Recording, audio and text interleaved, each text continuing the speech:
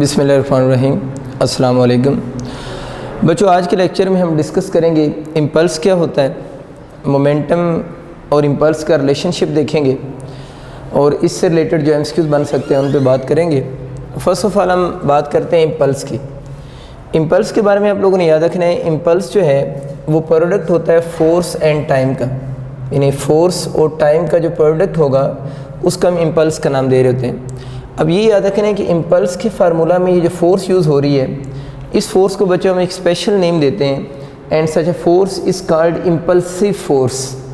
अब impulsive force क्या होती है, आप लोगों ने याद रखना है कि इम्पल्सिव फोर्स के बारे में, अगर हम किसी बॉडी पर लार्ज फोर्स अप्लाई करें लेकिन उस फोर्स का जो टाइम ऑफ इम्पैक्ट होगा या टाइम ऑफ कोलिजन अगर वेरी स्मॉल हो जाए तो then such a force is called impulsive force. Mean दो बातें इसमें मैंने बोली, एक क्या होनी चाहिए, लार्ज फोर्स होनी चाहिए और उसका टाइम ऑफ कोलिजन या टाइम ऑफ इम्पैक्ट वेरी क्या होना चाहिए, स्मॉल अगर होगा तो ऐसी फोर्स को हम इम्पल्सिव फोर्स कहते हैं। मैंने आपके लिए डेफिनेशन भी लिखी है, लार्ज फोर्स है act on body for short interval of time, तो ऐसी फोर्स को हम इम्पल्सिव फोर्स कहेंगे और इस फार्मूला में जो फोर्स है वो बेसिकली जो है वो इम्पल्सिव फोर्स है।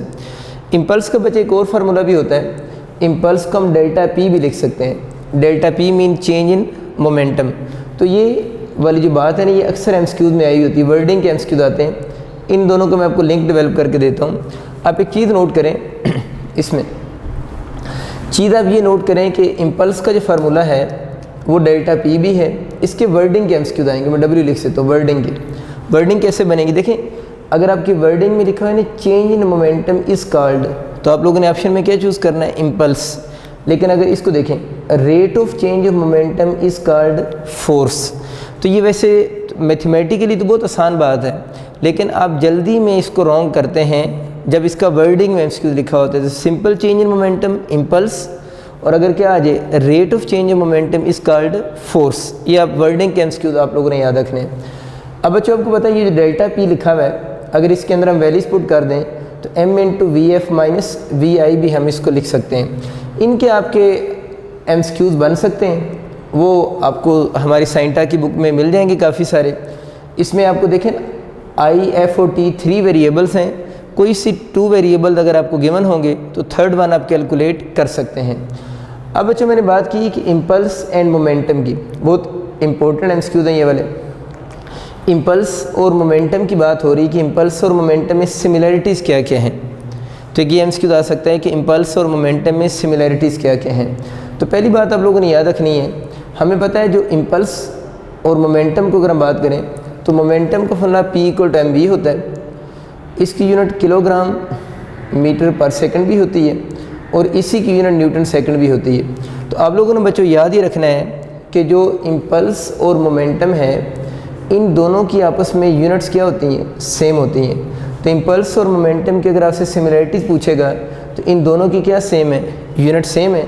यहाँ से अगर हम इम्पल्स की यूनिट बनाए ना, देखिए फोर्स की यूनिट क्या होगी, न्यूटन, और टाइम की यूनिट क्या होगी, सेकंड।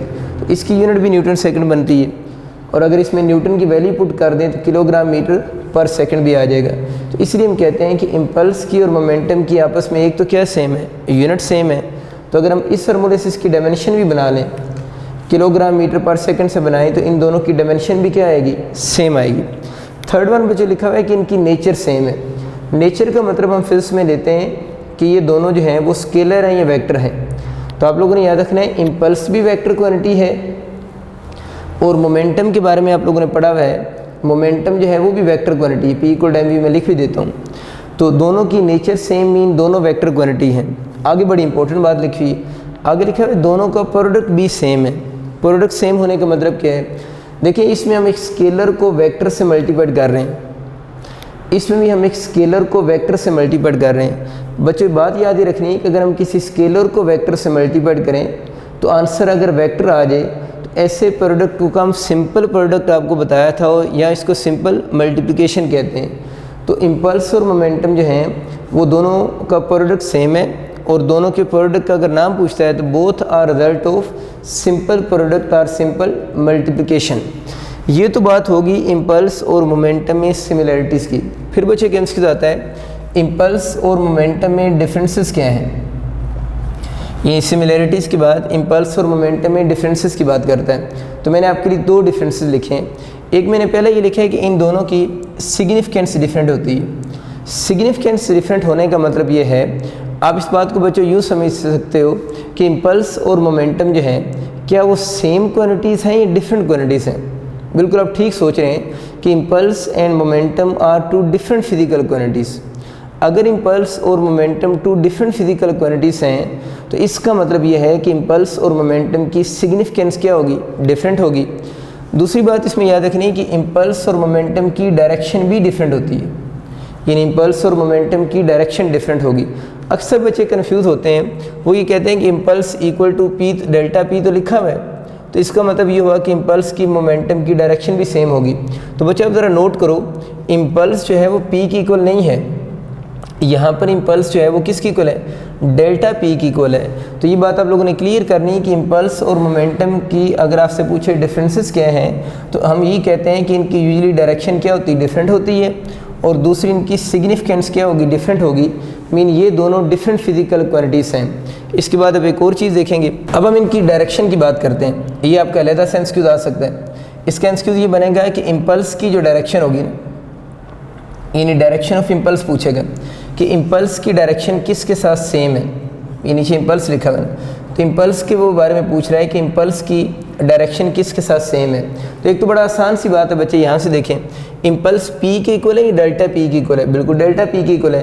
तो इम्पल्स की हम बोलेंगे डायरेक्शन सेम होगी किसके साथ, चेंज इन मोमेंटम के साथ सेम होगी, क्योंकि ये दरमियान में इक्वल का साइन आ रहा है। ऊपर वाले फार्मूले में देखें तो टाइम तो स्केलर है, तो इस फार्मूले के अकॉर्डिंग इम्पल्स की वही डायरेक्शन होगी जो किसकी है, फोर्स की है। तो ये बात भी ठीक है कि इम्पल्स की डायरेक्शन चेंज इन मोमेंटम वाली भी हो सकती है और फोर्स वाली भी हो सकती है। एक बात आप लोगों ने याद रखनी है कि एक्सेलरेशन और फोर्स जो होते हैं ये दो ऐसी फिजिकल क्वांटिटीज़ हैं कि इन दोनों की डायरेक्शन ऑलवेज सेम होती है। अगर आपका कभी एमसीक्यू आ जाए नीचे डिफरेंट पेयर्स लिखे हुए हों और पूछे किन पेयर ऑफ क्वांटिटीज़ की डायरेक्शन ऑलवेज सेम होती है, तो एक्सेलरेशन और फोर्स एक ऐसा पेयर है जिसकी डायरेक्शन बच्चे ऑलवेज क्या होती है, सेम होती है। तो अगर इम्पल्स की डायरेक्शन फोर्स के साथ मैच करती है तो फोर्स की डायरेक्शन किसके साथ, एक्सेलरेशन के साथ मैच करती है। तो हम कह सकते हैं कि इम्पल्स की डायरेक्शन किसके साथ मैच करेगी, एक्सेलरेशन के साथ भी मैच करेगी। ये ऑप्शन भी ठीक होगा। फिर बच्चे आप लोगों ने याद रखना है कि देखिए एक्सेलरेशन का फार्मूला होता क्या है, एक्सेलरेशन खुद होता है delta we over delta T. अब अगर मैं आपसे पूछूँ ना एक्सेलरेशन की डायरेक्शन कौन सी होगी, तो वेलोसिटी वाली होगी या चेंज इन वेलोसिटी वाली होगी। बिल्कुल आप सही सोच रहे हो कि एक्सेलरेशन की डायरेक्शन वेलोसिटी वाली नहीं होगी, बल्कि एक्सेलरेशन की डायरेक्शन कौन सी होगी, चेंज इन वेलोसिटी की होगी।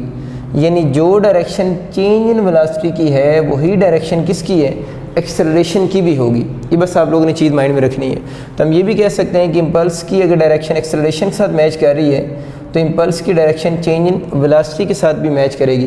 तो इन शॉर्ट बच्चे ये कहना चाह रहा हूँ कि अगर आज ये इम्पल्स की डायरेक्शन किसके साथ सेम नहीं है तो वो आपको बता दिया मोमेंटम के साथ डायरेक्शन सेम नहीं है।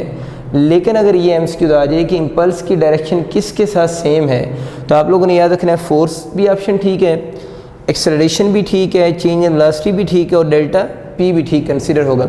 एक बहुत अच्छा और इम्पोर्टेंट कंसेप्ट जल्दी से इसको सीखने की कोशिश करते हैं। आपका अगर क्वेश्चन आ जाता है कि इम्पल्स ऑफ मूविंग बॉडीज़ के बारे में कि does moving bodies have impulse, let's say ये स्टेटमेंट है कि does moving bodies have impulse, तो आप लोगों ने बच्चे इसका ऑप्शन ये चूज़ करना है कि मूविंग बॉडीज़ जो होंगे may or may not have impulse. Mean अगर आपका ये एमसीक्यू होता है कि does moving bodies have impulse तो आप लोगों ने क्या ऑप्शन चूज़ करना है, moving bodies may or may not have impulse. अब अगर मे आर मे नॉट लिखा हुआ है तो इसको देख, इसका मतलब ये हुआ कि मूविंग बॉडी का इम्पल्स हो भी सकता है और नहीं भी हो सकता। अब हम इसको स्टडी करते हैं कि कब इसका इम्पल्स होगा और कब इसका इम्पल्स नहीं होगा। देखिए अगर हम इसका केस 1 ले लेते हैं, मूविंग बॉडी है और हम ये अज्यूम कर रहे हैं कि मूविंग बॉडी मूव कर रहा है विद यूनिफॉर्म वेलोसिटी से। यूनिफॉर्म वेलोसिटी कह लें या कांस्टेंट वेलोसिटी कह लें, एक ही बात है, ये आपको पहले पढ़ा चुका हूँ मैं। अब अगर एक मूविंग बॉडी यूनिफॉर्म वेलोसिटी से मूव कर रहा है, इस बात का मतलब यह है कि उसकी इनिशियल वेलोसिटी फिर किसकी इक्वल है, फाइनल की इक्वल है। और ये वाला इम्पल्स का फार्मूला अगर मैं यहाँ पर लिखता हूँ तो इस फार्मूले में देखें I = m VF - VI है। लेकिन अगर बॉडी यूनिफॉर्म वेलोसिटी से मूव करे तो उसकी इनिशियल और फाइनल सेम होगी। तो इस फार्मूला में इस इनिशियल की जगह पर हम क्या लिख सकते हैं, फाइनल। अब वी एफ से कैंसिल हो जाएगा तो इम्पल्स इक्वल टू 0 हो जाएगा। तो बच्चों ये बात भी याद रखनी है कि अगर आपका एमसीक्यू ये होता, if a body is moving with uniform velocity then उसका इम्पल्स पूछता, तो अगर मूविंग बॉडी के साथ वर्ड यूनिफॉर्म वेलोसिटी अटैच हो जाए तो फिर आप may or may not option choose नहीं करेंगे, फिर तो कन्फर्म बात है कि मूविंग बॉडी का जो इम्पल्स होगा वो 0 होता है। इसके बाद इसका केस 2 ज़रा देखें। केस 2 में हम कह रहे हैं कि अगर बॉडी मूविंग बॉडी है दोबारा से, लेकिन बॉडी मूव कर रहा है विद वेरिएबल वेलोसिटी से। अगर बॉडी वेरिएबल वेलोसिटी से बच्चे मूव कर रहा है जिसका मतलब है उसका वी आई वी एफ के इक्वल नहीं है। अब ज़रा देखो कि इसका आंसर 0 क्यों हुआ था। क्या आप लोगों ने वी आई की जगह पर क्या पुट कर दिया था, वी एफ पुट कर दिया था, इस वजह से ये 0 हुआ है। अब अगर V I not equal to V F हो जाएगा तो इस इक्वेशन का आंसर फिर 0 के इक्वल नहीं होगा। इस बात का मतलब ये हुआ कि अब अगर आपका ये एमसीक्यू आ जाता है, if a moving body is moving with variable velocity, तो फिर आप बोलोगे इसका इम्पल्स 0 नहीं होगा। तो 3 एमसीक्यूज हुए। अगर ये स्टेटमेंट है, दोबारा रिपीट कर रहा हूँ बच्चों आपके लिए, if does moving body have impulse, तो हम क्या बोलेंगे, मे आर मे नॉट हैव। लेकिन अगर मूविंग बॉडी के साथ वर्ड क्या लिखा होगा, body is moving with uniform velocity, तो फिर may or may not option incorrect होगा। अगर यूनिफॉर्म वेलोसिटी लिखा हुआ है तो उसका इम्पल्स 0 होगा। और अगर आपके एमसीक्यूज आता है कि मूविंग बॉडी है but that body is moving with variable velocity है, तो फिर उसका इम्पल्स 0 की इक्वल नहीं होगा। उम्मीद है आपको तीनों बातें सेपरेटली समझ आ चुकी होंगी।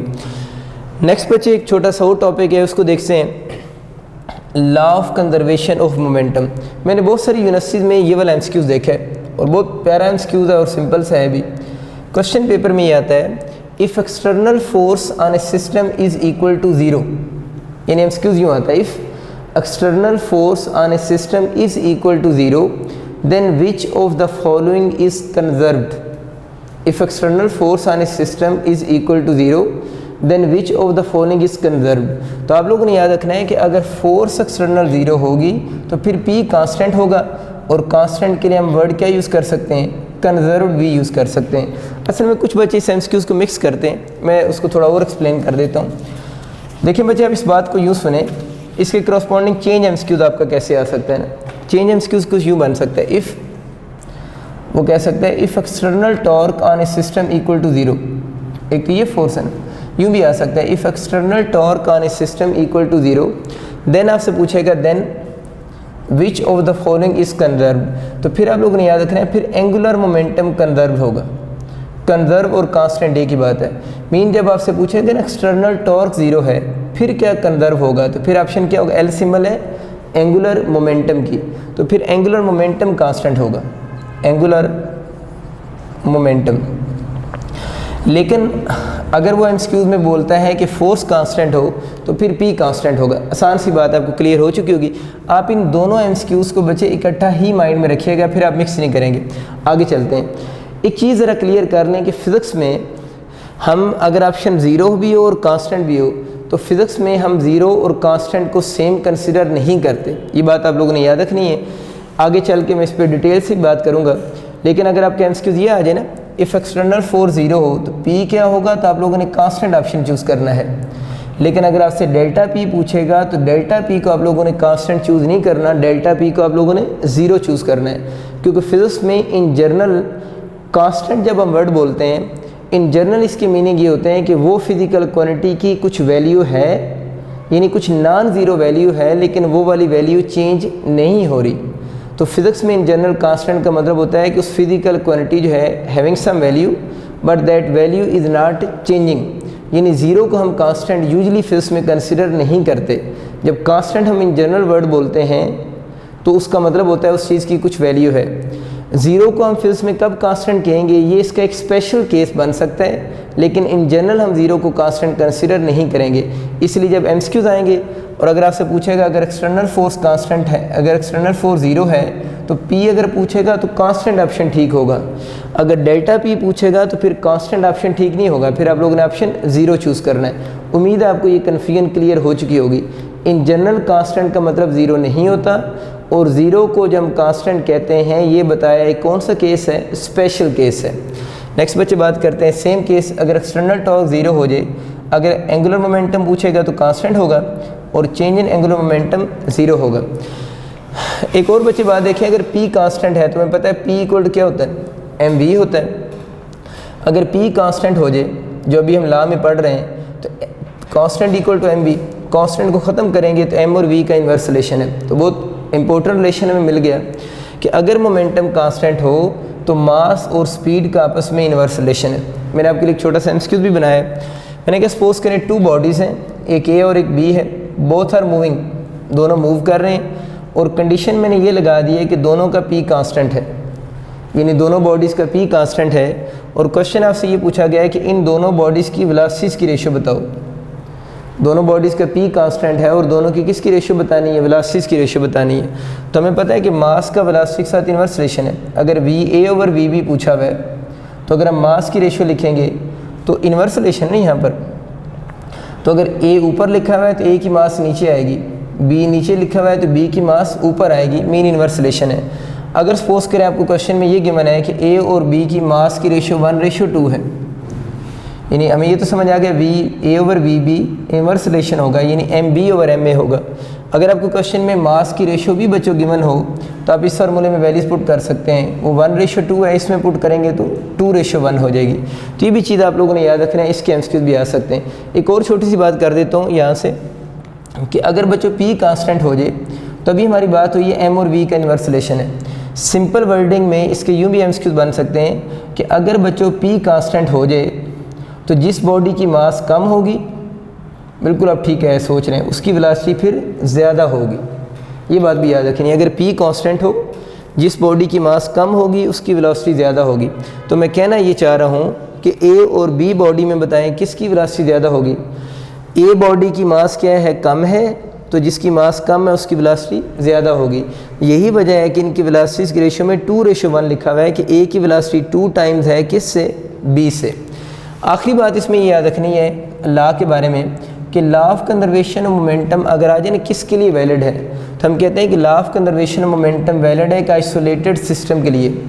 आइसोलेटेड सिस्टम बच्चों में एक ऐसे सिस्टम को कहते हैं जिसके अंदर पार्टिकल्स एक दूसरे के ऊपर तो फोर्स लगा रहे होते हैं ड्यू टू कोलिजन, लेकिन उस सिस्टम पर कोई एक्सटर्नल फोर्स अगर अप्लाई ना हो रही हो तो ऐसे सिस्टम को हम क्या बोलते हैं, एक्सटर्नल फोर्स कहते हैं। इसकी डेफिनेशन भी आपके लिए मैंने लिखी हुई है कि एक ऐसा सिस्टम जिसमें एक्सटर्नल फोर्स 0 हो लेकिन पार्टिकल्स ड्यू टू कोलिजन एक दूसरे पर फोर्स एक्सर्ट करें, ऐसे सिस्टम को हम क्या बोलते हैं, आइसोलेटेड सिस्टम कहते हैं। अच्छा बच्चों, अब हम देखते हैं कि जो अभी हमने मोमेंटम का कंसेप्ट डिस्कस किया है, जिसमें हम लोगों ने देखा है कि एम और वी का आपस में इन्वर्स रिलेशन है। इससे रिलेटेड कुछ एमसीक्यूज बनते हैं, उनकी बात करते हैं। आपके लिए मैंने एक बोर्ड पे एमसीक्यूज ये लिखा है, when A bullet is fired from gun, एक बुलेट को उसने फायर किया गन से और देन उसने डिफरेंट ऑप्शन लिखे हुए हैं, कौन सा ऑप्शन करेक्ट है। ये चीज़ तो आपको पता है कि जो law of conservation of momentum है वो एक्सप्लोजन के केस में या फायरिंग के केस में भी क्या रहता है, कांस्टेंट रहता है। तो मैंने लिखा भी है कि अगर एक्सप्लोजन भी हो रहा हो तो पी तो क्या रहेगा, कांस्टेंट रहेगा। तो जब आप लोगों ने एक गन से बुलेट को फायर किया है तो गन और बुलेट दोनों का मोमेंटम तो आप सबको याद है वो क्या होगा, कांस्टेंट होगा। तो इसका सी ऑप्शन ज़रा गौर करें, उसमें लिखा है बोथ हैव सेम मोमेंटम। ये बात तो कंफर्म है कि अगर आप लोगों ने फायरिंग की है या किसी जगह पर एक्सप्लोजन हुआ है तो मोमेंटम की वैल्यू फिर क्या रहेगी, कांस्टेंट होगी। अब हमें पता है कि लॉ ऑफ कंजर्वेशन मोमेंटम के अकॉर्डिंग एम और वी का आपस में कौन सा है, इन्वर्स रिलेशन है। एक तो ये सी ऑप्शन बिल्कुल ठीक है कि दोनों का मोमेंटम सेम रहेगा। अब ये देखना है कि ए और बी ऑप्शन भी करेक्ट है या नहीं है। उन दो को क्यों चेक कर रहे हैं, क्योंकि आखिरी ऑप्शन में क्या लिखा है, ऑल ऑफ अबव भी हो सकता है। तो अब हमें ये पता है कि जब आप फायर करेंगे तो ज़ाहिर है गन की मास ज़्यादा होगी, और आपको पता है जो गन की वेलोसिटी होती है, गन की वेलोसिटी के लिए वर्ड यूज़ करते हैं रिकॉइल वेलोसिटी, यानी गन की वेलोसिटी को हम, क्योंकि गन बैकवर्ड मूव करती है ना, इस वजह से इसकी वेलोसिटी को हम रिकॉइल वेलोसिटी भी कहते हैं। तो अब ज़रा ये देखें कि गन रिकॉइल वेलोसिटी की उसने बात की, हमें पता है गन की मास ज़्यादा है, गन की अगर मास ज़्यादा होगी तो उसकी वेलोसिटी क्या होनी चाहिए, कम होनी चाहिए। तो ए ऑप्शन ठीक लिखा हुआ है, गन रिकॉइल वेलोसिटी स्मॉल। इसको मतलब कि ये भी ठीक हो सकता है, सी पहले ही हम लोगों ने डिसाइड किया हुआ है, ठीक है। बी को भी देख लेते हैं, बुलेट की बात हो रही है तो आपको कहते हैं गन और बुलेट अगर दोनों को कंपेयर किया जाए तो बुलेट की मास कम होती है।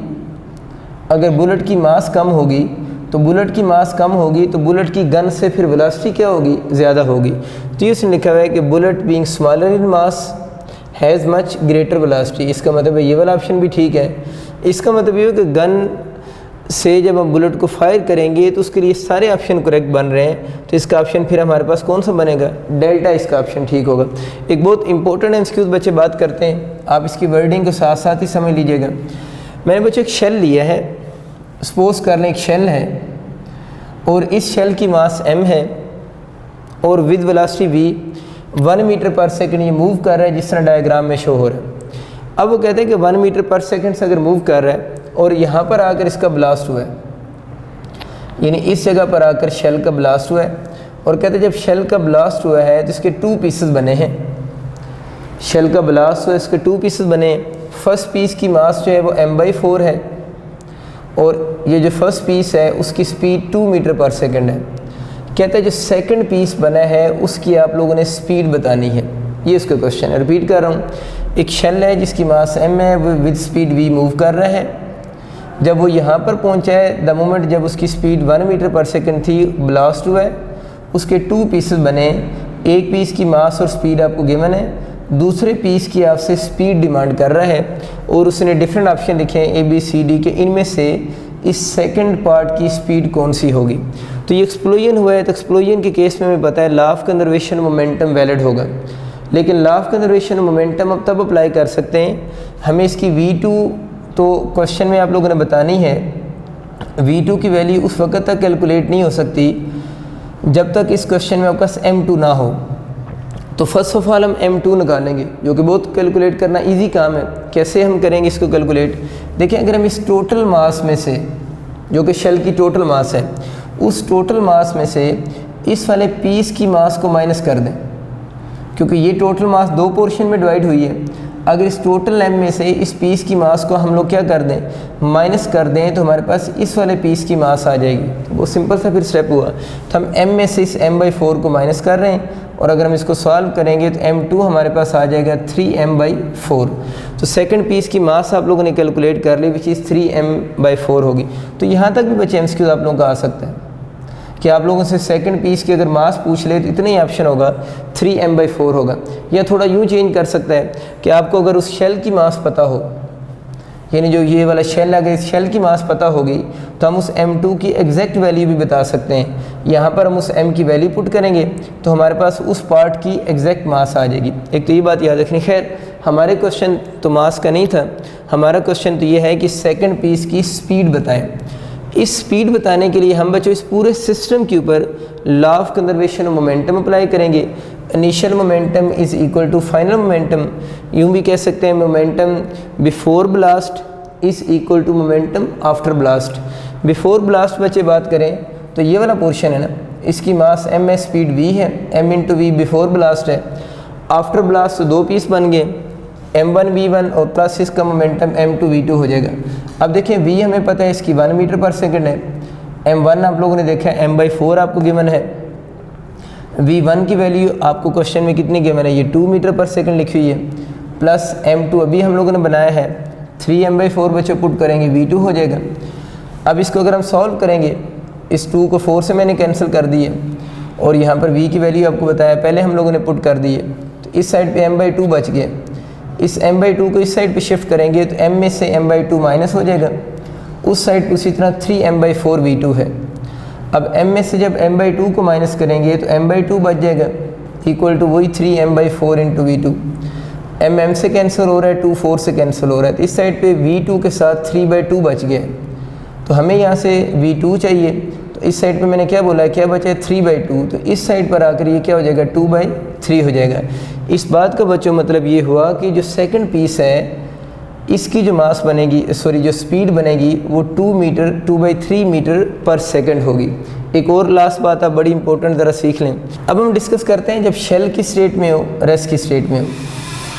अगर शेल आपका रेस्ट की स्टेट में है और हम ये कह रहे हैं कि उसकी मास m है, अगर उसकी स्पीड 0 है तो रेस्ट में है, तो रेस्ट में होने का मतलब यह है कि उसका इनिशियल मोमेंटम किसके इक्वल होगा, 0 के इक्वल होगा। मीन अगर शेल रेस्ट में है तो उसका इनिशियल मोमेंटम क्या होगा, 0 होगा।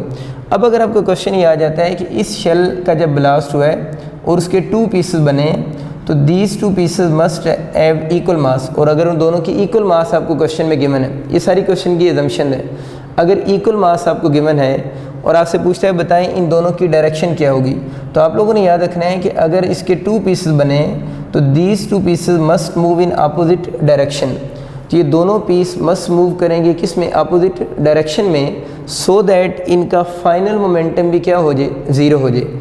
फाइनल मोमेंटम कैसे ज़ीरो होगा, अगर इसका मोमेंटम प्लस पी है तो इसका फिर माइनस पी होगा।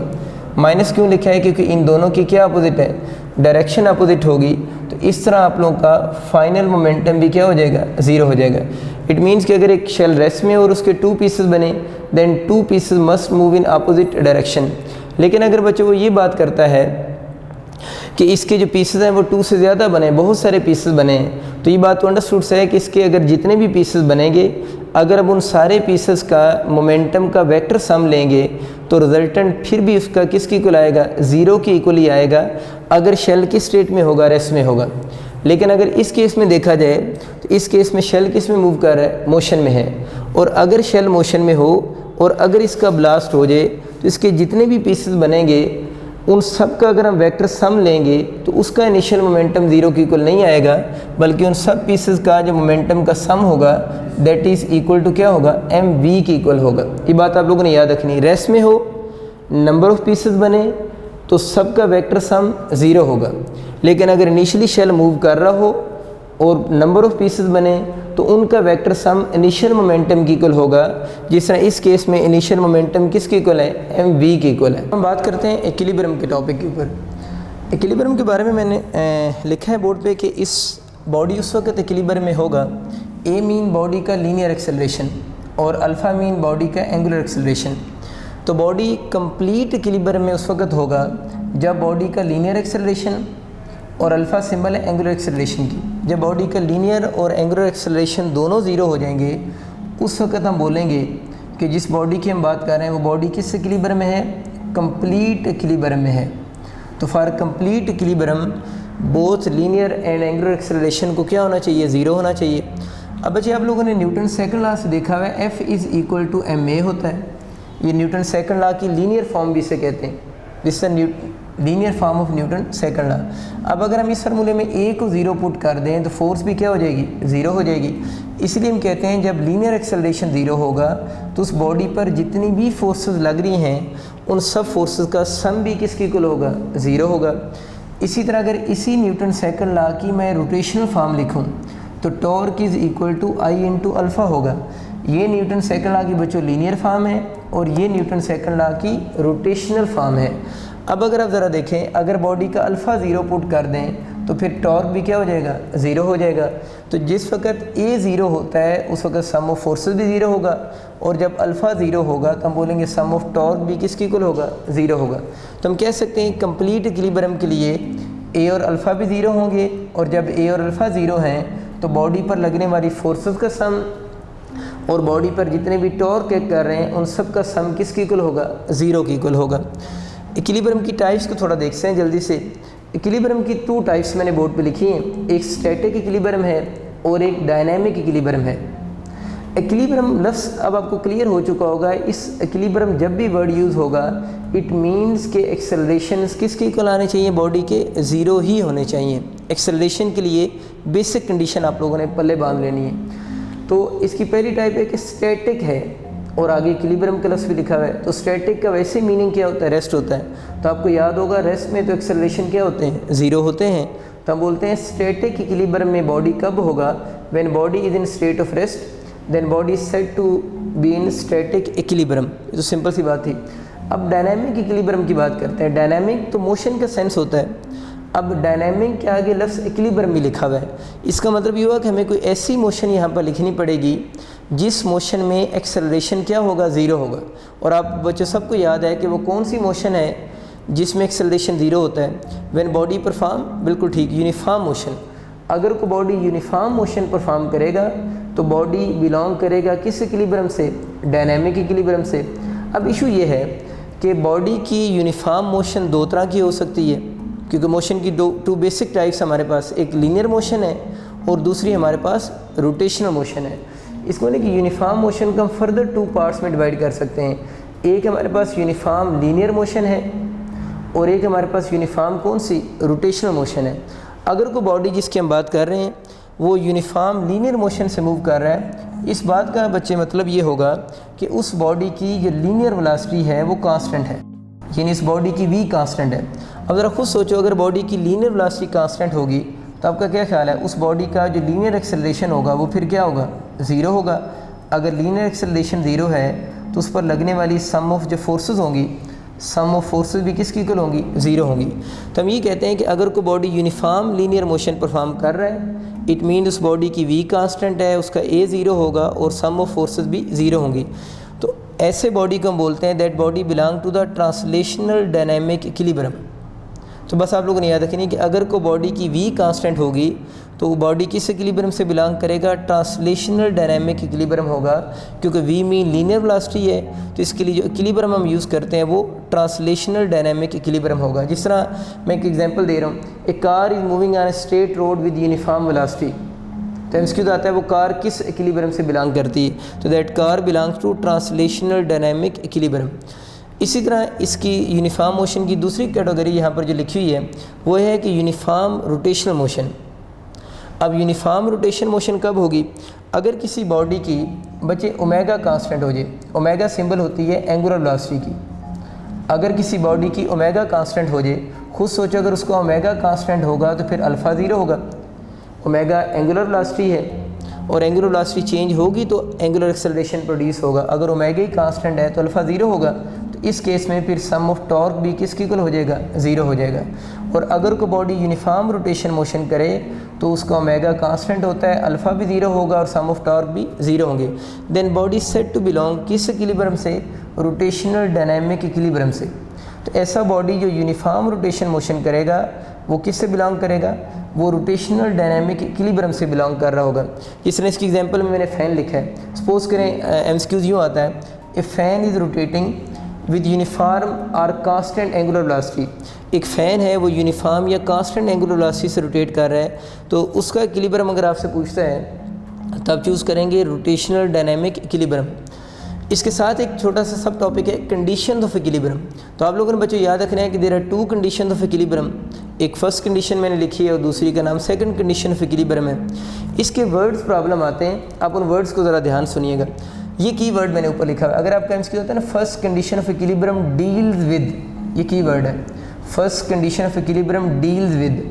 अगर ये वर्ड यूज़ होता है डील विद, तो आप लोगों के नीचे मोशन के ऑप्शन लिखे होंगे, तो आप लोगों ने फर्स्ट कंडीशन डील विद के साथ क्या वर्ड चूज़ करना है। लीनियर मोशन भी आप चूज़ कर सकते हैं या लीनियर मोशन का दूसरा नाम आप सबको याद है वो ट्रांसलेशनल मोशन भी चूज़ कर सकते हैं। तो आपका एमसीक्यू समझ आ गया, ये की वर्ड है कि फर्स्ट कंडीशन ऑफ इक्विलिब्रियम अगर डील विद का वर्ड यूज़ होगा तो लीनियर और आप कौन सी मोशन, ट्रांसलेशन मोशन आपका ऑप्शन करेक्ट काउंट होगा। इसी तरह अगर आपका एमसीक्यू आता है सेकंड कंडीशन ऑफ इक्विलिब्रियम, दोबारा वही वर्ड है डील विद, तो सेकंड कंडीशन ऑफ इक्विलिब्रियम के साथ अगर डील विद का वर्ड लिखा होगा तो आप लोगों ने ऑप्शन में क्या वर्ड चूज़ करना है, रोटेशनल मोशन। फर्स्ट कंडीशन के साथ लीनियर मोशन और second condition deal with rotational motion. Next बच्चे जल्दी से कीवर्ड देखें। फर्स्ट कंडीशन ऑफ इक्विलिब्रियम अगर कीवर्ड है कंट्रोल दी, अगर ये एमसीक्यू होता है ना first condition of equilibrium control the word use होता है, तो नीचे डिफरेंट इक्विलिब्रियम के नाम लिखे होंगे। तो आप लोगों ने फर्स्ट कंडीशन के साथ अगर कंट्रोल दी की वर्ड यूज़ हो रहा है तो आप लोगों ने क्या ऑप्शन चूज़ करना है, ट्रांसलेशनल इक्विलिब्रियम। अगर यही सेम एमसीक्यू आ जाए कि second condition of equilibrium control दी, तो आप लोगों ने बच्चे क्या चूज़ करना है, रोटेशनल इक्विलिब्रियम। और अभी हम लोगों ने पढ़ा है पीछे कि अगर बॉडी ट्रांसलेशन इक्विलिब्रियम में होगा तो उसका ए ज़ीरो होगा। इट मीन कि first condition of equilibrium body जब सेटिस्फाइड करेगा तो उसका ए ज़ीरो होगा, और ए ज़ीरो होना जब ज़ीरो हो जाता है तो अभी हम लोगों ने पढ़ा था ए ज़ीरो होने से सम ऑफ फोर्सेस भी क्या होंगी, ज़ीरो होंगी। तो चारों पॉइंट्स ये फर्स्ट कंडीशन के लिए हैं। इसी तरह जब बॉडी रोटेशन इक्विलिब्रियम में होता है उसका अल्फ़ा भी ज़ीरो होता है और उस पर सम ऑफ टॉर्क भी क्या होंगे, ज़ीरो होंगे। और आखिरी बात आप लोगों ने याद रखनी है कि again for complete equilibrium body must satisfied both conditions, यानी बॉडी कंप्लीट इक्विलिब्रियम में तब होगा जब बॉडी सेटिस्फाइड किस कंडीशन को करेगा, बोथ कंडीशंस। जब बॉडी दोनों कंडीशन को सेटिस्फाइड करेगा उस वक्त आपका बॉडी जो होगा वो किस इक्विलिब्रियम में होगा, कंप्लीट इक्विलिब्रियम में होगा। अब हम इक्विलिब्रियम के कुछ एमसीक्यूज़ डिस्कस करते हैं। एक बहुत इंपॉर्टेंट एमसीक्यूज़ है इक्विलिब्रियम के, इसको देखें। लिखा है विच of the following system can not be in equilibrium. इन्हें हम लोगों ने देखना है कि इनमें से कौन सा ऐसा सिस्टम है जो आपका इक्विलिब्रियम में नहीं हो सकता, इन्हें कैन नॉट भी बताना है ना। देखिए, अगर किसी बॉडी पर 2 फोर्सेस लग रही हो ना, तो वो तो इक्विलिब्रियम बताना बहुत आसान सी बात है। जिस तरह आप लोगों ने मैट्रिक में ही बातें पढ़ी हैं, लेट्स से एक बॉडी है और अगर हम ये बोलें कि इस बॉडी पर 2 फोर्सेस लग रही हैं, से एक 5 न्यूटन है, दूसरी भी 5 न्यूटन है, तो हमने पढ़ा हुआ है कि अगर किसी बॉडी पर 2 equal and opposite forces apply हो रही हो तो बॉडी कंप्लीट इक्विलिब्रियम में होगा। यानी अगर 2 फोर्सेस हों तो उसके कंप्लीट इक्विलिब्रियम के लिए क्या ज़रूरी है, 2 फोर्सेस बॉडी पर एक्ट कर रही हो, they have equal magnitude and opposite direction, तो हम कह सकते हैं ये वाला बॉडी कंप्लीट इक्विलिब्रियम में है। लेकिन अब इशू यहाँ पर ये है, अगर 2 फोर्सेस होती तो बहुत आसान था, जिनकी मैग्नीट्यूड सेम होती हम कहते वो सिस्टम इक्विलिब्रियम में हो सकता है अगर उन दोनों फोर्सेस की डायरेक्शन अपोजिट होती। लेकिन हमारा जो क्वेश्चन है, इस क्वेश्चन में बच्चे आप ज़रा एक चीज़ नोट करें कि आपको 2 नहीं बल्कि 3 फोर्सेस गिवन है और उन फोर्सेस की डायरेक्शन के बारे में भी कोई आइडिया गिवन नहीं है। तो इशू ये है कि 2 नहीं बल्कि 3 फोर्सेस हैं और इन 3 फोर्सेस के बारे में हमें ये इन्फॉर्मेशन नहीं गिवन कि आइदर इनकी डायरेक्शन कौन सी है ना। तो अब हम लोगों ने बताना है कि कौन सा सिस्टम ऐसा है जो इक्विलिब्रियम में हो सकता है और कौन सा सिस्टम ऐसा है जो इक्विलिब्रियम में नहीं होगा। इसके लिए आप लोगों ने एक अप्रोच यूज़ करनी है, उसको अब जल्दी से देख लें। इस केस में हम लोगों ने ये चेक करने के लिए कि कौन सा सिस्टम इक्विलिब्रियम में होगा या नहीं होगा, उसके लिए हम रेंज कैलकुलेट करेंगे। रेंज कैलकुलेट करने का मेथड ही होता है, रेंज में हम एक मैक्सिमम आंसर निकालेंगे और एक हम रेंज के अंदर मिनिमम आंसर निकाला करेंगे। मैक्सिमम आंसर निकालने के लिए आप लोगों ने जो 2 फोर्सेस होंगी जिनकी रेंज निकालनी है, उन दोनों फोर्सेस को सिंपली ऐड कर देंगे तो आपके पास उन 2 फोर्सेस का मैक्सिमम रिजल्टेंट आ जाएगा। और अगर आप उन दोनों फोर्सेस को सब्ट्रैक्ट कर देंगे, यानी लार्ज में से स्मॉल को माइनस कर देंगे, तो उनका मिनिमम आंसर आ जाएगा। यानी मैक्सिमम आंसर निकालने के लिए आप लोगों को फार्मूला फिर क्या बना, हम दोनों को ऐड कर देंगे और मिनिमम आंसर निकालने के लिए हम उनको आपस में सब्ट्रैक्ट कर देंगे। असल में ऐड उस वक्त करते हैं जब 2 फोर्सेस आपस में पैरेलल होती हैं और सब्ट्रैक्ट उस वक्त करते हैं जब 2 फोर्सेस आपस में एंटी पैरेलल होती हैं। तो मैक्सिमम रिजल्टेंट उस वक्त फोर्सेस देती हैं जब आपस में पैरेलल हों और मिनिमम कब देंगी, जब वो दोनों फोर्सेस आपस में एंटी पैरेलल होंगी। तो इस फार्मूले से मैक्सिमम रिजल्टेंट आ जाएगा और इस फार्मूले से मिनिमम रिजल्टेंट आ जाएगा। इसी को हम रेंज बोलेंगे। अब ज़रा जल्दी से रेंज कैलकुलेट करते हैं। इस पहले क्वेश्चन की रेंज कैलकुलेट करते हैं। देखिए, लेट्स से मैं इन पहले 2 वेक्टर्स की रेंज कैलकुलेट कर लेता हूँ, 5 न्यूटन की और 10 न्यूटन की। इन 2 की रेंज कैलकुलेट करनी है तो फर्स्ट ऑफ ऑल हम इन दोनों को ऐड करेंगे। तो यहाँ पर अगर मैं वैल्यूज पुट करता हूँ तो 5 + 10 कितना हो गया, 15 न्यूटन। इट मीन कि इन 2 फोर्सेस का जो मैक्सिमम आंसर आ रहा है वो 15 न्यूटन है। अब आप लोगों ने इनका मिनिमम रिजल्टेंट निकालने के लिए सब्ट्रैक्ट करना है, यानी लार्ज में स्मॉल को माइनस कर देंगे तो 10 - 5 कितना हो गया, मिनिमम रिजल्टेंट इनका 5 न्यूटन आ गया। इस बात का बच्चों मतलब ये है कि अब हमारे पास जो 2 फोर्सेस, ये वाली 2 फोर्सेस हैं 5 न्यूटन और 10 न्यूटन, इन 2 फोर्सेस का जो आंसर है वो 15 न्यूटन से लेकर 5 न्यूटन तक होगा। मीन इनका आंसर 5 न्यूटन से स्मॉलर भी पॉसिबल नहीं होगा इन 2 फोर्सेस का रिजल्टेंट, और 15 न्यूटन से ग्रेटर भी पॉसिबल नहीं होगा। तो ये चीज़ अभी हम लोगों ने यहाँ से सीख ली कि इन 2 फोर्सेस का जो आंसर है वो 5 न्यूटन से स्मॉल पॉसिबल नहीं है और 15 न्यूटन से ग्रेटर पॉसिबल नहीं है। इंक्लूडिंग 5 और 15, इनके दरमियान में जितने भी नंबर आते हैं, लेट्स से 5 न्यूटन है, दूसरा आपका 15 न्यूटन है, ये दोनों पॉसिबल हैं और इनके दरमियान वाली वैल्यूज़ भी पॉसिबल हैं। 5 से स्मॉलर पॉसिबल नहीं है और 15 से ग्रेटर वैल्यूज़ जो हैं वो भी पॉसिबल नहीं है। अब हम अपने क्वेश्चन की तरफ आते हैं कि हमें कैसे पता चलेगा कि ये सिस्टम इक्विलिब्रियम में है या नहीं है। इसके लिए आप लोगों को मैंने क्या रूल बताया कि सबसे पहले उन तीनों जो आपको फोर्सेस गिवन है, कोई सी 2 फोर्सेस की आप रेंज कैलकुलेट करें। रेंज कैलकुलेट करना आपको सिखा दी है। अब उसके बाद ये कैसे गेस करना है कि ये वाला सिस्टम जिस पर 3 फोर्सेस लग रही हैं, ये सिस्टम में इक्विलिब्रियम में है या इक्विलिब्रियम में नहीं है। इसके लिए बच्चों आप लोगों ने ये करना है, आप लोगों ने जो रेंज कैलकुलेट कर ली है, आप ये देखें जो थर्ड वैल्यू बच गई है, जिसको आप लोगों ने रेंज की कैलकुलेशन में यूज़ नहीं किया, जिस तरह इस केस में वो 3 न्यूटन बच गई है। आप ये देखें जो थर्ड वैल्यू बच गई है, जिसको आप लोगों ने रेंज की कैलकुलेशन में यूज़ नहीं किया। अब ये चेक करें कि कहीं वो थर्ड आंसर उनकी रेंज में लाई करता है या रेंज में लाई नहीं करता। देखिए इस केस में आपका वैल्यू कितनी बनी, 3 न्यूटन। और हमारे पास इस क्वेश्चन की रेंज का जो सबसे मिनिमम आंसर है वो कितना है, 5 न्यूटन है। तो क्या 3 न्यूटन इनकी रेंज में लाई कर रहा है या रेंज में लाई नहीं कर रहा? तो बिल्कुल आप सही बता रहे हैं कि 3 न्यूटन जो है वो इसकी रेंज में लाई नहीं कर रहा। अब याद ये बात आप लोगों ने रखनी है कि अगर जो थर्ड वैल्यू बच जाएगी जिसको रेंज की कैलकुलेशन में आप लोगों ने यूज़ नहीं किया, अगर वो रेंज के इनसाइड लाई कर जाएगी तो सिस्टम इक्विलिब्रियम में होगा। मैंने क्या बोला है कि अगर वो रेंज में लाई करेगी तो सिस्टम इक्विलिब्रियम में होगा, लेकिन अगर वो थर्ड वैल्यू रेंज में लाई नहीं करती तो सिस्टम इक्विलिब्रियम में नहीं होगा। तो सिंपल सा रूल है। अब बच्चों मुझे बताओ, ये जो थर्ड वैल्यू 3 न्यूटन आई है क्या उसकी रेंज में लाई करती है? डेफिनेटली थर्ड वैल्यू रेंज में लाई नहीं करती। इट मीन्स कि जो ये वाला जो आपका क्वेश्चन है, ए ऑप्शन जो है, this system is not in equilibrium. एक तो ये मैं कंफर्म हो गया कि ये ए ऑप्शन जो है ये सिस्टम इक्विलिब्रियम में नहीं है, क्योंकि ऑप्शन में ऑल ऑफ अबव का ऑप्शन भी है, इसलिए बाकियों को भी चेक करना पड़ेगा कहीं ऐसा तो नहीं है कि बाकी जो सिस्टम है वो भी इक्विलिब्रियम में ना हो। जल्दी से चेक करते हैं। तो मैंने क्या बताया था, किन की रेंज कैलकुलेट करनी है, फर्स्ट 2 की या फर्स्ट और थर्ड की?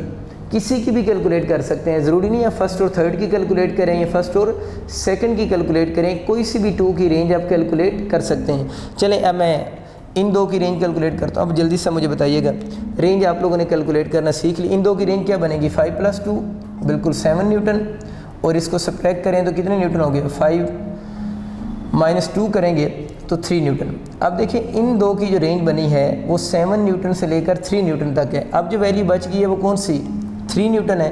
तो अब मुझे बताएं 3 न्यूटन उसकी रेंज में लाई कर रहा है? बिल्कुल 3 न्यूटन उसकी रेंज में लाई कर रहा है। तो this system can be in equilibrium, क्योंकि जो थर्ड वैल्यू आप लोगों ने छोड़ी है वो उन 2 की रेंज में लाई कर रही है। इसका मतलब ये वाला सिस्टम तो इक्विलिब्रियम में हो सकता है। इसको भी ज़रा जल्दी से चेक कर लें। चले अब इन 2 की रेंज निकाल लेते हैं। वो मैंने बताया ना कोई सी भी 2 की आप रेंज कैलकुलेट कर सकते हैं।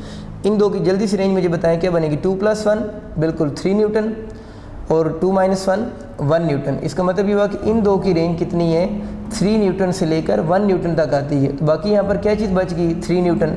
तो 3 न्यूटन इसकी रेंज के में लाई कर रहा है। इसका मतलब है कि ये वाला सिस्टम भी किस में होगा, इक्विलिब्रियम में होगा। तो हमारा क्वेश्चन ये था कि आप वो सिस्टम बताएं which can not be in equilibrium. तो कौन सा ऐसा सिस्टम है जो इक्विलिब्रियम में नहीं है? तो आपका ऑप्शन कौन सा बनेगा, ए ऑप्शन बनेगा। ये बहुत इंपॉर्टेंट MCQs है, आप लोगों ने इसकी प्रैक्टिस भी करनी है। डिफरेंट वैल्यूज़ लेकर आप चेक करें कि सिस्टम इक्विलिब्रियम में होंगे या सिस्टम इक्विलिब्रियम में नहीं होंगे। नेक्स्ट बच्चे देखते हैं, एक सब टॉपिक है स्टेट्स ऑफ इक्विलिब्रियम। आप लोगों ने याद रखना है कंडीशन ऑफ इक्विलिब्रियम के MCQs आए तो कितनी बताई हैं, 2। लेकिन अगर स्टेट्स ऑफ इक्विलिब्रियम के MCQs आता है तो स्टेट्स ऑफ इक्विलिब्रियम 2 नहीं होती, बल्कि स्टेट्स ऑफ इक्विलिब्रियम कितनी बनेंगी, 3 बनेंगी। और उनके नाम क्या हैं, पहली स्टेट का नाम स्टेबल इक्विलिब्रियम है, दूसरी अनस्टेबल इक्विलिब्रियम है, और जो थर्ड है वो कौन सी है, न्यूट्रल इक्विलिब्रियम है। स्टेबल इक्विलिब्रियम के बारे में हम ये कहते हैं कि कोई बॉडी स्टेबल इक्विलिब्रियम में कब होगा, when body can restore its original position. अगर हम किसी बॉडी को डिस्टर्ब करें और बॉडी अपनी ओरिजिनल पोजीशन को रिस्टोर कर ले तो बॉडी किस इक्विलिब्रियम से बिलोंग करेगा, स्टेबल से। और अनस्टेबल फिर कौन सा होगा, अब जब बॉडी को आप डिस्टर्ब करते हैं and body can not restore its original position, यानी बॉडी को आप लोगों ने उसकी पोजीशन से डिस्टर्ब किया और अगर बॉडी अपनी ओरिजिनल पोजीशन को रिस्टोर नहीं कर सकता तो हम ये बोलेंगे कि वो जो सिस्टम है that system can not be in equilibrium, वो सिस्टम फिर इक्विलिब्रियम में नहीं होगा। इसके जो MCQs आते हैं उनको समझने की जल्दी से कोशिश करते हैं। मैंने कुछ डायग्राम्स यहाँ पर स्केच किए हैं, आप इन डायग्राम को ज़रा देखें, इससे आपको आइडिया उसका क्लियर हो जाएगा।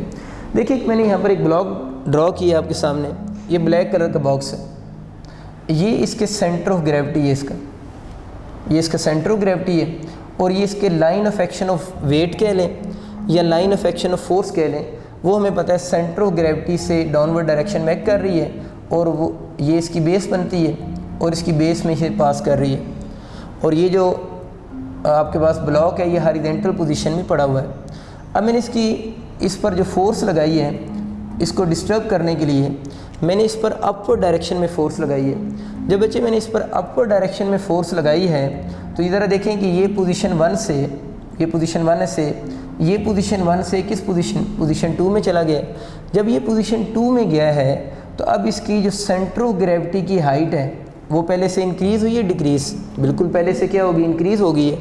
इसकी height of centre of gravity तो पहले से इंक्रीज़ हो रही है, लेकिन अब ज़रा ये चेक करें कि ये अब इसकी क्या चीज़ बनती है, बिल्कुल बेस है इसकी, लेकिन इसका line of action of force या line of action of weight जो है वो कहाँ से पास कर रहा है, इसकी बेस में से ही पास कर रहा है।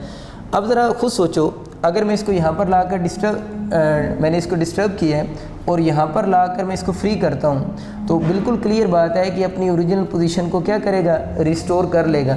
अब अगर ये अपनी ओरिजिनल पोजीशन को रिस्टोर कर रहा है, तभी हम लोगों ने क्या पढ़ा है कि अगर हम इसको डिस्टर्ब कर रहे हैं और अगर बॉडी क्या करे, can restore its original position, अगर बॉडी ओरिजिनल पोजीशन को रिस्टोर कर लेगा तो बॉडी किस इक्विलिब्रियम से बिलोंग करेगा, स्टेबल इक्विलिब्रियम से। इसका मतलब ये हुआ कि ये जो डायग्राम है, ये डायग्राम किस इक्विलिब्रियम की है, स्टेबल इक्विलिब्रियम की है। अब हम यहाँ से हम अपने एमसीक्यूज जनरेट करते हैं। अब मुझे ये बताएं कि यहाँ पर स्टेबल इक्विलिब्रियम में जब बॉडी को मैंने डिस्टर्ब किया है तो उसकी height of centre of gravity पे क्या इफेक्ट हुआ है। अब देखिए height of centre of gravity कम हुई है, ज़्यादा हुई है, बिल्कुल height of centre of gravity पहले से क्या कर रही है, इंक्रीज़ कर रही है। तो आपका एमसीक्यूज यही आता है कि जब बॉडी स्टेबल इक्विलिब्रियम में होता है और आप उसको डिस्टर्ब करते हैं तो height of centre of gravity पे क्या इफेक्ट होता है। तो जब बॉडी को आप डिस्टर्ब करें, जब तक उसकी height of centre of gravity increase करेगी, body belongs to stable equilibrium. दूसरी बात यह है कि अगर वो पोटेंशियल एनर्जी की बात करता है तो हमें पता है कि अगर height of centre of gravity increase हो रही है तो फिर पोटेंशियल एनर्जी भी बॉडी की क्या हो रही होगी, इंक्रीज़ हो रही होगी। और एक आखिरी पॉइंट आप लोगों ने ये भी याद रख लेना है स्टेबल इक्विलिब्रियम के लिए कि बॉडी उस वक्त तक स्टेबल इक्विलिब्रियम में होगा जब line of action of force या वेट उसकी कहाँ से पास करेगी, बेस में से पास करेगी। जब तक line of action of force उसकी या वेट बेस में से पास करती रहेगी, उस वक्त तक बॉडी किस इक्विलिब्रियम में होगा, स्टेबल इक्विलिब्रियम में होगा। तो फर्स्ट एमसीक्यूज क्या, height of centre of gravity increase, potential energy भी increase and line of action weight pass through the base. बिल्कुल इस डायग्राम पे बच्चे गौर करें। सपोज करें ये एक ब्लॉक है जो वर्टिकल पोजीशन में पड़ा हुआ है, ये इसकी इनिशियल पोजीशन है, ये इस ब्लॉक का सेंटर ऑफ ग्रेविटी है और ये लाइन ऑफ एक्शन ऑफ उसका वेट है जो कि उसकी बेस में से पास कर रहा है, ये इसकी बेस है, बेस में से पास कर रहा है। अब देखिए इस ब्लॉक अपनी वर्टिकल पोजीशन में पड़ा है और मैंने इस ब्लॉक को डिस्टर्ब किया है। जैसे हम इस ब्लॉक को डिस्टर्ब करेंगे तो ये अपनी पोजीशन से डिस्प्लेस हो जाएगा। देखिए अगर ये अपनी पोजीशन से डिस्प्लेस हो रहा है तब क्या हो रहा है, एक पहले इसकी ये सेंटर ऑफ ग्रेविटी की हाइट से, जब ये अपनी पोजीशन से डिस्प्लेस हो रहा है तो ये नीचे की तरफ फॉल करने की कोशिश कर रहा है। जब ये नीचे की तरफ फॉल करने लगेगा तो खुद सोचें कि इसका जो height of centre of gravity है वो इंक्रीज़ करेगी या डिक्रीज़ करेगी। लेट्स से इस पोजीशन में ब्लॉक है तो जब ये नीचे की तरफ फॉल करने के लिए जा रहा है तो इसकी height of centre of gravity क्या कर रही है, डिक्रीज़ कर रही है। अगर इसकी height of centre of gravity decrease करेगी जिस तरह यहाँ पर शो हो रहा है, तो अब मुझे बताएं कि क्या ये बॉडी अपनी ओरिजिनल पोजीशन को रिस्टोर कर सकता है। अगर यहाँ तक फॉल कर चुका है तब इसके रिस्टोर करने के कोई चांसेस नहीं हैं। और हमने क्या पढ़ा था, if a body can not restore its original position, तो बॉडी किस से बिलोंग करेगा, that body belongs to the unstable equilibrium. तो बॉडी अनस्टेबल इक्विलिब्रियम से बिलोंग करेगा। तो वही 3 पॉइंट्स इसके भी एमसीक्यूज बनेंगे जो मैंने स्टेबल में पढ़ाए हैं। अब जल्दी से देखें इसको, देखिए अनस्टेबल इक्विलिब्रियम में अब बच्चे मुझे अब ये बताएं कि height of centre of gravity पे क्या इफेक्ट हो रहा है। तो ये अनस्टेबल इक्विलिब्रियम की एग्जांपल है। क्यों अनस्टेबल इक्विलिब्रियम की एग्जांपल है, क्योंकि इसको जब हम लोगों ने इस पोजीशन से डिस्टर्ब किया है तो इस वक्त बॉडी अपनी ओरिजिनल पोजीशन को रिस्टोर नहीं कर पा रहा। तो अब आप ज़रा सोचें कि अगर ये बॉडी अनस्टेबल इक्विलिब्रियम में है तो इसकी height of centre of gravity की क्या हो रही है, डिक्रीज़ हो रही है। इसका ऑप्शन ये बनेगा कि जब बॉडी अनस्टेबल इक्विलिब्रियम में होगा उस वक्त उसकी height of centre of gravity पहले से डिक्रीज़ करेगी। अगर height of centre of gravity decrease कर रही है तो फिर पोटेंशियल एनर्जी ने भी क्या करना है, डिक्रीज़ करना है। और थर्ड पॉइंट इसका क्या होगा कि जब बॉडी अनस्टेबल इक्विलिब्रियम में होता है तो इस बॉडी की बेस तो ये वाली है, तो देखें इसका line of action of weight जो है अब इसकी बेस में से पास नहीं कर रहा। और अगर line of action of weight body का उसकी बेस में से पास नहीं करेगा then body belongs to the unstable equilibrium. आखिरी जो बचे इक्विलिब्रियम है उसे हम बोलते हैं न्यूट्रल इक्विलिब्रियम। न्यूट्रल इक्विलिब्रियम जो होता है वो यूजुअली स्फेरिकल ऑब्जेक्ट्स के लिए होता है, यानी neutral equilibrium is usually for spherical objects, यानी ये स्फेरिकल ऑब्जेक्ट्स के लिए है। इसमें ज़रा देखें कि सपोज करें एक बॉल है आपके पास और उस बॉल को आप ग्राउंड के ऊपर रोल कर रहे हैं। अब हम बात करते हैं बच्चों न्यूट्रल इक्विलिब्रियम की।